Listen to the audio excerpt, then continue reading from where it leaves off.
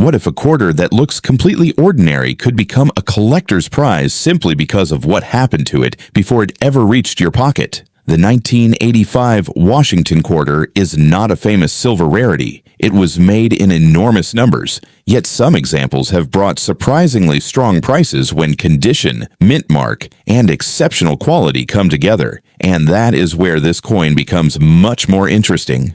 Look closely at the coin. George Washington faces left, surrounded by the word liberty, with "In God We Trust" beside his portrait and 1985 below. The design comes from sculptor John Flanagan's Washington portrait, based on the famous bust by Jean-Antoine Houdon. Turn the coin over and the scene changes completely. A powerful eagle spreads its wings while gripping a bundle of arrows. Olive branches frame the bottom, while United States of America and a pluribus unum surround the design. It looks familiar because millions of Americans handled this exact design, but there is a deeper story behind it. The Washington quarter began in 1932 as a celebration of the 200th anniversary of George Washington's birth. Decades later, the design continued, but the metal had changed. Since 1965, regular Washington quarters have been copper nickel-clad, rather than the 90% silver composition used before 1965. The 1985 quarter has a copper core with a copper-nickel outer layer. It weighs about 5.67 grams, measures about 24.3 millimeters across, and has a reeded edge.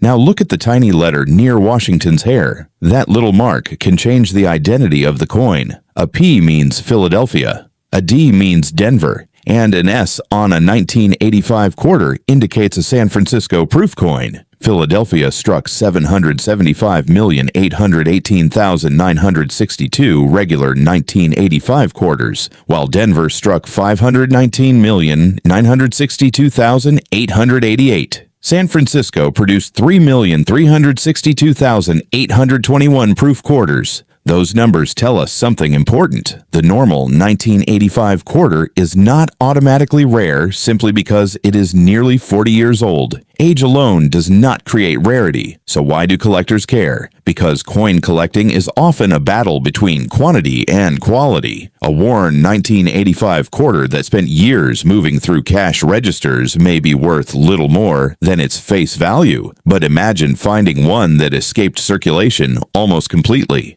No heavy scratches, no dull, flattened high points, no distracting marks across Washington's cheek. The hair remains sharp. The lettering is crisp. The eagle's feathers still show strong detail. Suddenly, the same date becomes a different kind of coin. This is the hidden detail most casual owners miss. Condition can matter enormously. Professional grading services use numerical grades to describe preservation. Coins in mint state are graded from MS60 upward, with higher grades representing stronger preservation and fewer imperfections. For a common modern quarter, the difference between an ordinary example and an exceptionally preserved example can be dramatic. And the market proves it. PCGS records an auction result of $1,528 for a 1985 P. Washington quarter graded MS67. A 1985D has a recorded auction high of $1,680, also in MS67. These are not normal pocket change prices, and they do not mean every 1985 quarter is worth hundreds or thousands of dollars. They show something much more specific. Exceptional condition can turn an otherwise common coin into a serious collectible. But here comes the part that can save you from making a costly mistake. Do not mistake damage for a rare error. Collectors search for off-center strikes, unusual planche problems, die varieties, and genuine doubled dies. But scratches, dents, machine damage, flattened lettering, and ordinary wear are not automatically valuable mint errors. A coin that looks strange under a phone camera is not necessarily rare. If you suspect a rare error, examine the date, lettering, mint mark,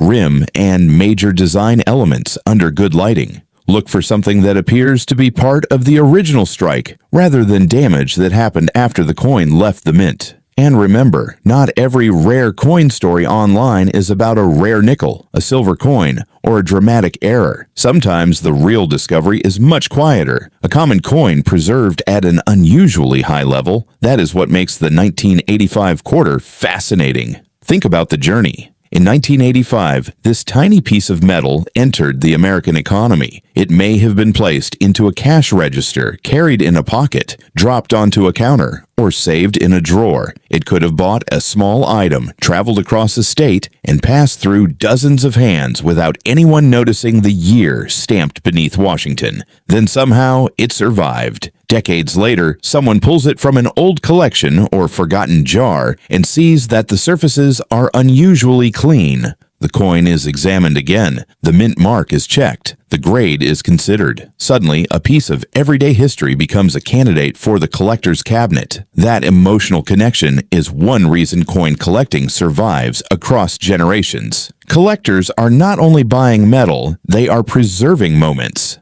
A 1985 quarter can remind someone of childhood, an old family home, a first job, a parent's coin jar, or a time when 25 cents felt like it could actually buy something. Its monetary value may be modest. Its personal value can be impossible to measure. So, is your 1985 quarter worth money? Maybe, but the date alone is not the secret. Check the mint mark. Check the condition. Look carefully for legitimate varieties or rare errors. And if the coin appears unusually pristine, consider having it professionally evaluated before assuming it is ordinary. The most exciting part of coin collecting is not knowing that every old coin is valuable. It is knowing that you have to look closely to discover which ones are different. That tiny 1985 date may seem insignificant today, but somewhere between the scratches, the history, and the millions of ordinary examples, there may be a coin that survived differently. And maybe the next one you find will be the one worth looking twice at. So tell me in the comments, do you have a 1985 Washington quarter, and does it have a P, D, or S mint mark? And if yours looks unusually clean, would you keep it, sell it, or get it graded? Subscribe for more real coin history, hidden details, coin value discoveries, and valuable coins that may be hiding in plain sight. Because sometimes the most interesting story in your pocket is the one you almost spent